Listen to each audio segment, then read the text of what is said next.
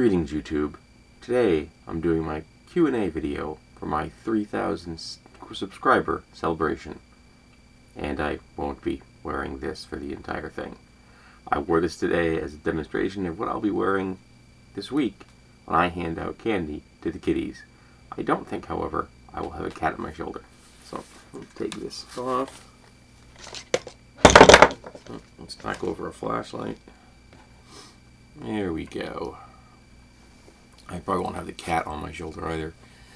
You know, cat. It's going to be inside the building, and I will be outside the building. However, today I am going to be doing the Q&A that I promised. I would like to thank all of my subscribers. I appreciate you all a great deal. I broke 3,000 yesterday. I found that out last night before I went to bed. And unusually, I actually slept at night this week. I'm on vacation this week. I always take the week of Halloween off because it's a major religious holiday for me, and it's also my anniversary. I'll be celebrating my 9th wedding anniversary on the 31st. Oh, and I have a cat smacking me in the face with a tail at the moment. Alrighty, so I have some questions here that people have asked, posted to my video where I was seeking them, so I shall answer them. And these are roughly in reverse chronological order, so I think I cut them from the last question and started with that and went to the first. So we'll start with the last one, which was from Mark U. How many blades do you own, and what do you do with them all? So you can answer. You can say this answer for your Q&A video if you want, and I did. I'm going to be completely honest with you. I have no idea how many knives I own. I own a lot. I have a drawer full of them. I have bags full of them. I have a curio cabinet with drawers stuffed with them. I have a pile over in the corner right now waiting to be reviewed. I've got 1, 2, 3, 4 on my desk, 2 of which need to be reviewed. I just got those this week. I've got 2 machetes on the floor out of, I think I own 7 or 8 of machetes. So, you know, and I got a closet full of sharp, pointy things, some of them which could fall into the category of blade. So I actually don't know how many I have. I don't know if I ever will, because I continue to get new ones as time goes by. My dear friend Amelia has 2 questions for me.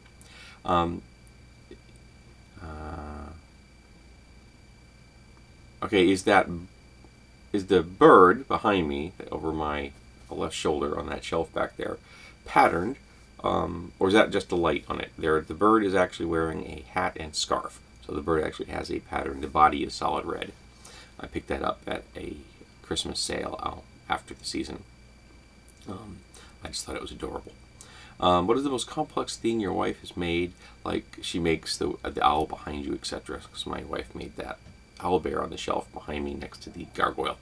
The most complex thing she's ever made. She made a quilt once. And that could possibly be the most complex thing that she's ever made physically. At least I think that would be the most complex thing. Making a quilt would be massively complex. Rob McD asked me, do you remember your first D&D game and what happened? Why do people generally always remember their first games so well, even after such a long time? I can remember the atmosphere. I can remember the place. I can remember most of the people at the gaming table. I can even remember some of their names, which is kind of stunning. I can remember I played a ranger named Tissel, who died not long after I started that campaign, and I replaced him with his brother Takan, who I played for 6 years and took the 26th level. I still have to do that video to put the picture I have of him. Oh, shoot, sorry about that. I have to do that soon. But I'll be honest, I have no memory of what Tissel did that first game. It was the first game I ever played, and it was being immersed into an ongoing campaign with people who already knew each other. So I was the newbie, and it was a little overwhelming. It was a beautiful house with this awesome, huge oak table that was like 500 years old, and these high back chairs, like every one of them carved in a different manner. and the person's home owned, the person we were playing at, their home was stocked with museum pieces because their father was the curator of a museum and had collected artifacts and art for his entire life. So there's like a jade Buddha head in a cabinet, which was like as early as Buddha was ever conceived, so 2,000 years old Buddha head sitting on the shelf. It was an incredible place to game in. But I gotta tell you, I don't remember what the heck I did that game. So maybe my memory isn't that good. Okay, the John Smith yet again asks, what's the story Morning Glory? I do not know. Best birthday present as an adult, my wife asked me to marry her. First movie you ever saw in the cinema you remember?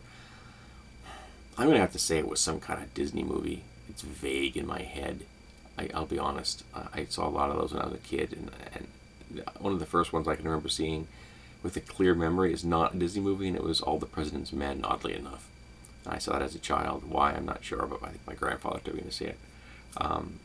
He was not a big fan of the investigation that uncovered the whole Nixon kerfuffle. He was a big Nixon supporter.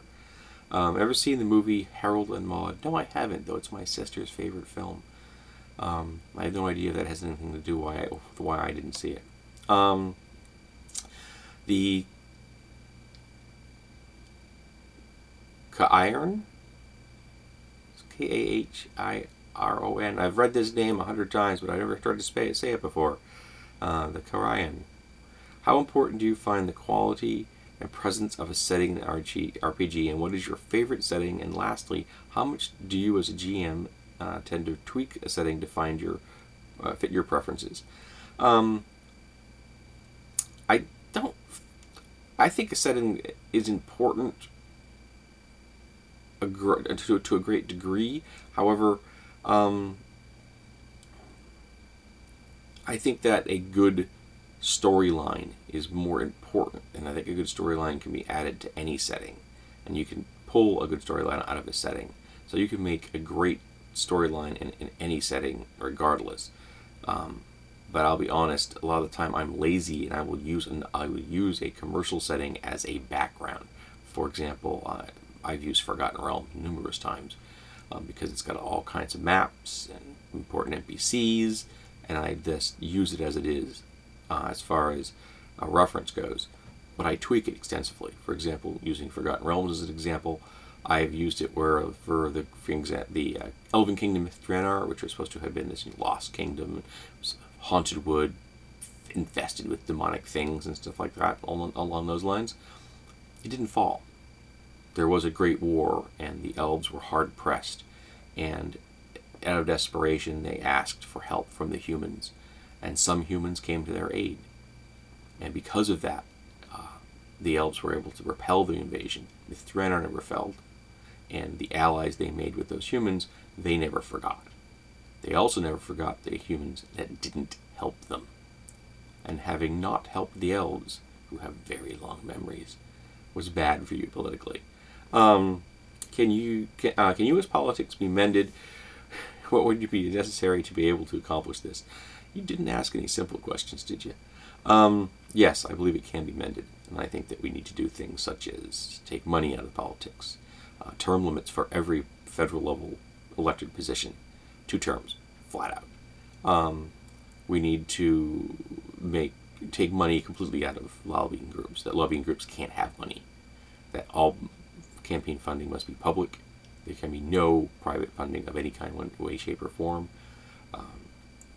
Corporations are not people. Money is not free speech. These are things that we can do. We need to put bank reform back in, finance reform. We need to put regulations. We need to have a whole lot more corporate regulations. We need to make sure that the wealthy and corporations actually pay their taxes. We need to repatriate all the money they have put in offshore accounts.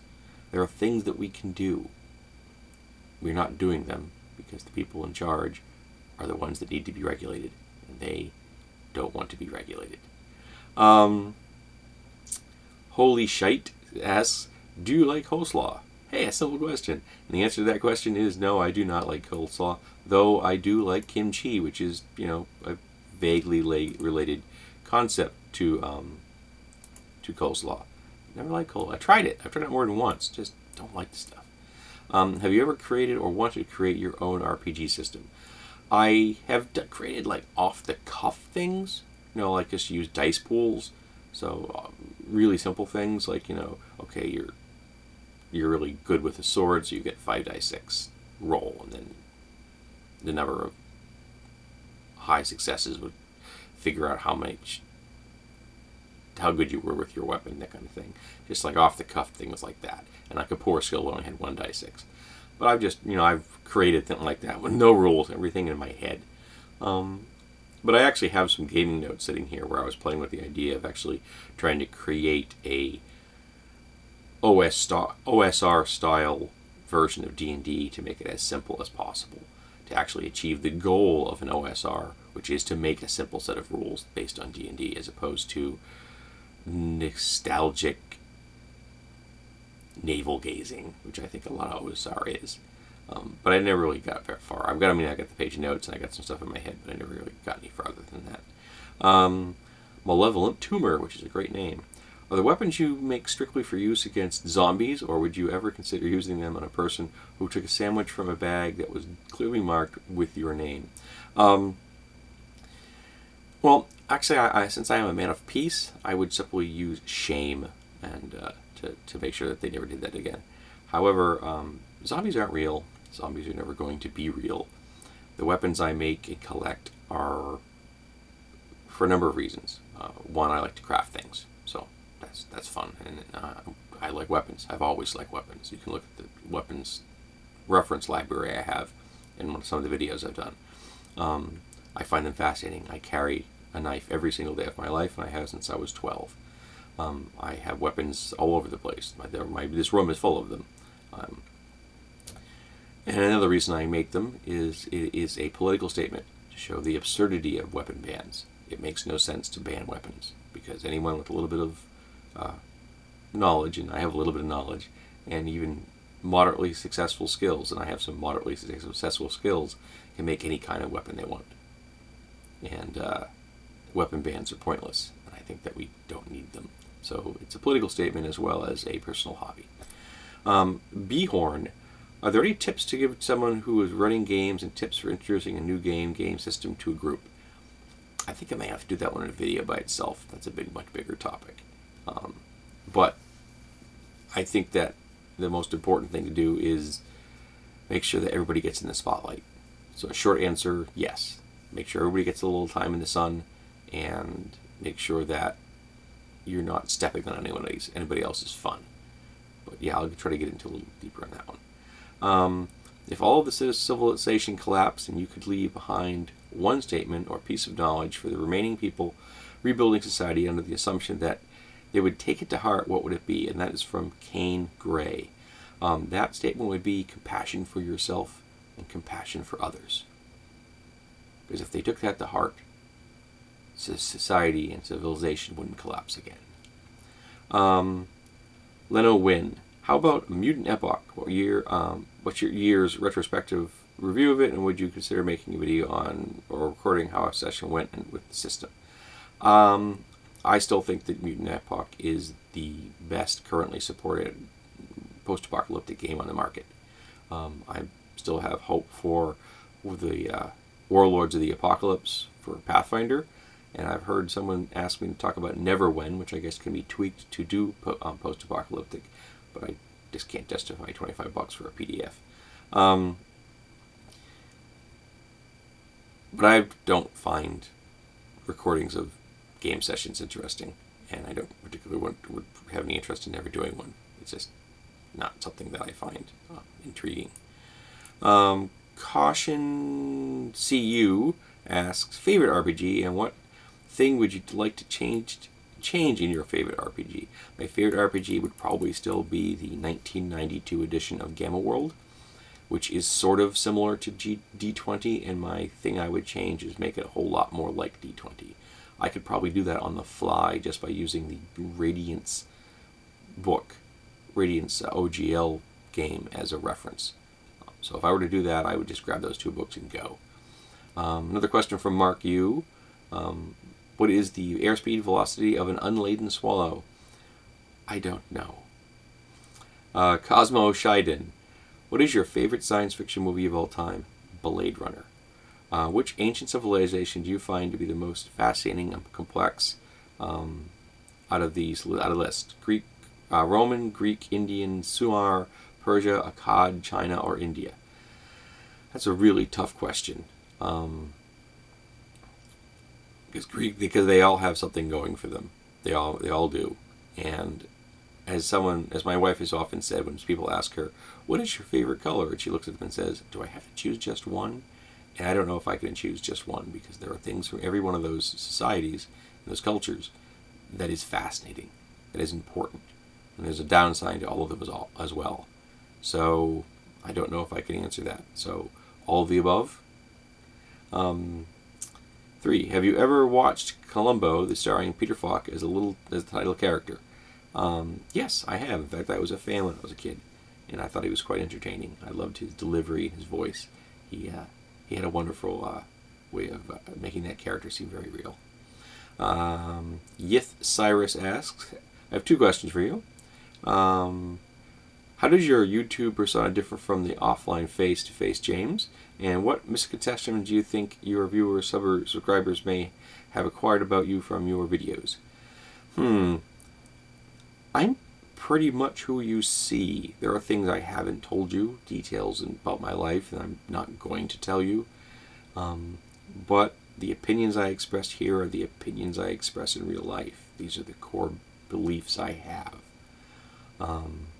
I'm probably a little more risque in real life. I'm not quite as PG in real life. I don't really swear. I try to make an effort never to swear. So that doesn't change.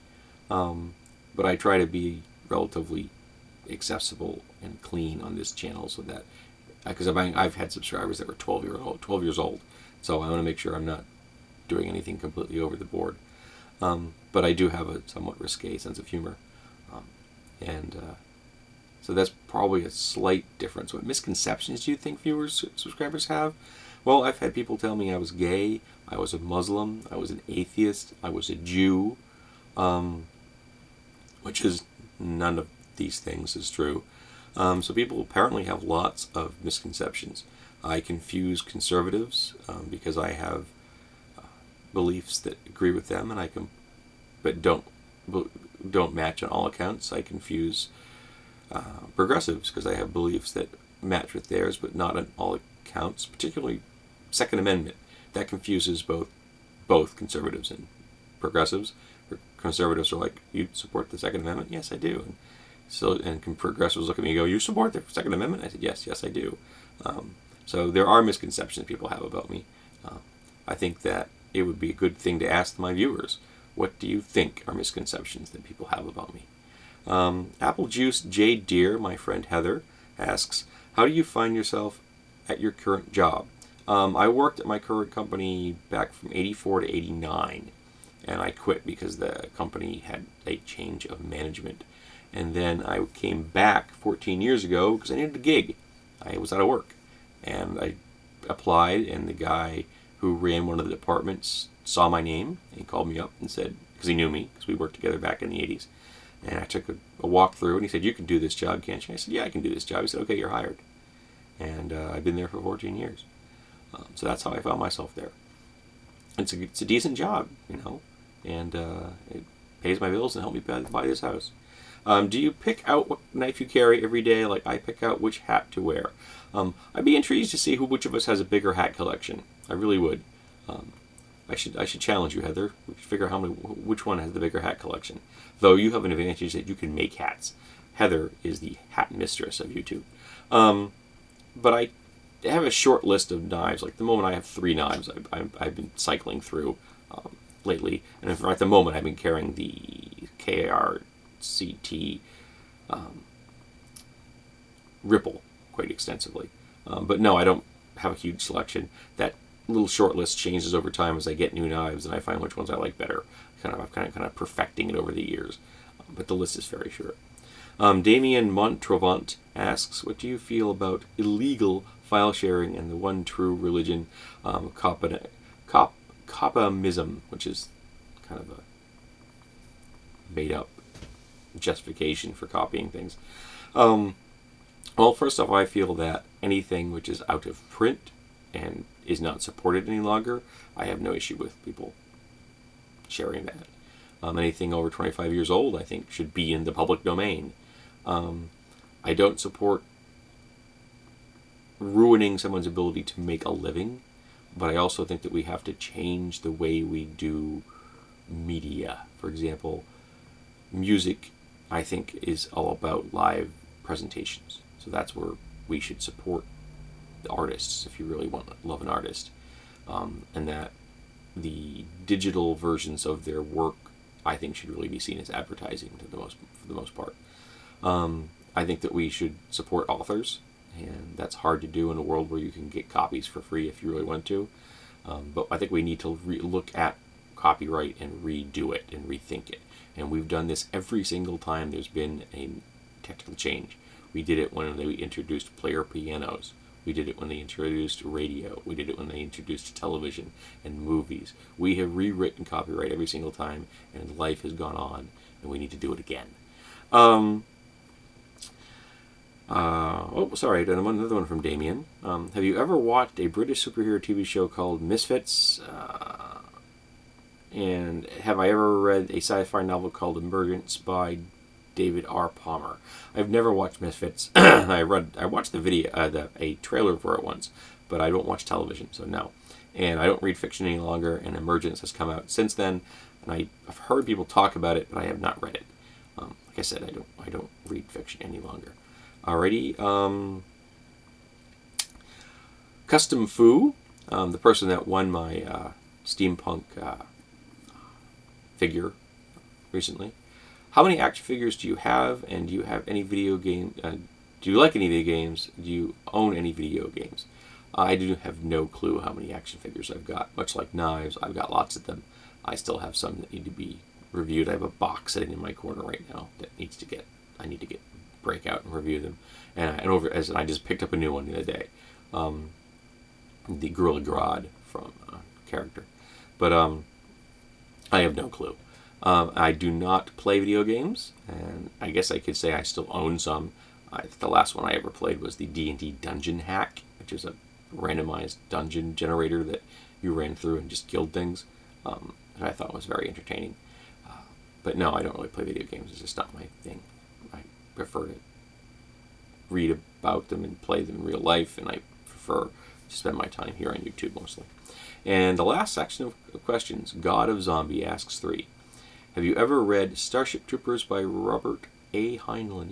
Yes, I have. I read quite a bit of Heinlein when I was younger, and particularly the one that's just in my mind would be The Moon is a Harsh Mistress. Have you ever played RPG in a Victorian era setting? No, I have never done that, actually. I own quite a few of them that set in that, and I own some that would be perfectly suited to it, such as Radiance, but I've never played one. What's your opinion on the literary works of H.P. Lovecraft and any RPG based upon the Cthulhu mythos? I loved H.P. Lovecraft. I still am a fan of H.P. Lovecraft. And I own Cthulhu-based stuffies here. I've got Nyarlathotep and Cthulhu in my office. And my wife has custom made a Cthulhu for my friend Matt and Britton. Click, Clack, Bang. Sorry, Clack, Click, Bang. I can't remember how to say his name. But he was a xenophobic racist, and you can't forget that. And he wasn't a pleasant fellow when it came to that particular regard. And we need to keep what he wrote in context. And he was an interesting fellow, and I found him fascinating, and I've read his biography.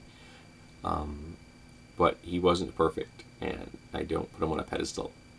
But the mythos he created is fascinating.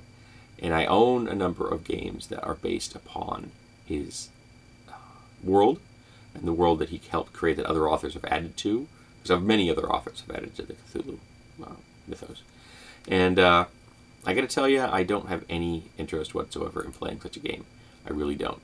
For the most part, those games are monumentally depressing because your options are you can die, you can go insane, or if you're really lucky, you can die and then go insane, or insane and then die. It's like life is absolutely miserable in the Cthulhu Mythos world. It's just horrible. You're facing like eternal damnation, having your soul rended forever by some uncaring, unfeeling thing from another dimension. Death is not an escape.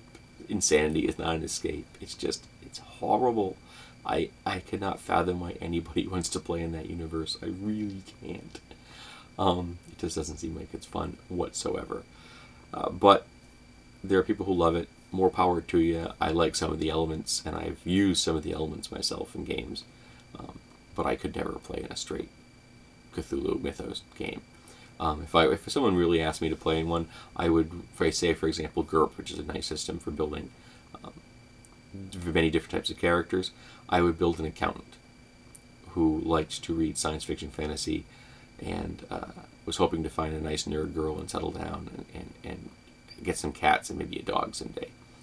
And every time it was my turn to play, I would describe what I did at work, and I would mention which book I was currently reading, and that I had planned on having lunch that day. And I would play the character completely and utterly straight, and I would have absolutely nothing to do with the mythos. Because the only way to survive in a Cthulhu Mythos game is to have nothing to do with it. You have to not play the game to survive. So I would play a character that is not involved in the adventuring group, that has nothing to do with the mythos, that never reads about it, doesn't care about it, doesn't believe in it. He was an atheist. So I would play a character that did not interact at all with the world that the GM had, and it would frustrate a GM to no end. But that's the only way to win in a Cthulhu game, man, is just not engage. Alright, so I've waxed on long enough here, way too long. And apparently my voice is very rough today, I apologize. I woke up about 20 minutes before I started filming this. Mandarin has been here with me today. She made my mask wearing a little challenging. So she says hello. Say hello. She's purring away next to me. So I hope everyone enjoyed the Q&A. And I certainly enjoyed doing it. Thank you for your questions, and thank all my subscribers. I really appreciate you being here. You are all great, and you've made my life here on YouTube is miserably better. And I love interacting with you, and I love the fact that you folks come to listen and interact with me. It's awesome. And I've made some friends here, people who I really love and have great affection for because of YouTube. My best friend Amelia, my friends Skal and Cara and Heather, my friend Sarah, and there are people who I really care about. And thank you. YouTube has been awesome, and I look forward to the future. And I have no plans on stopping doing this.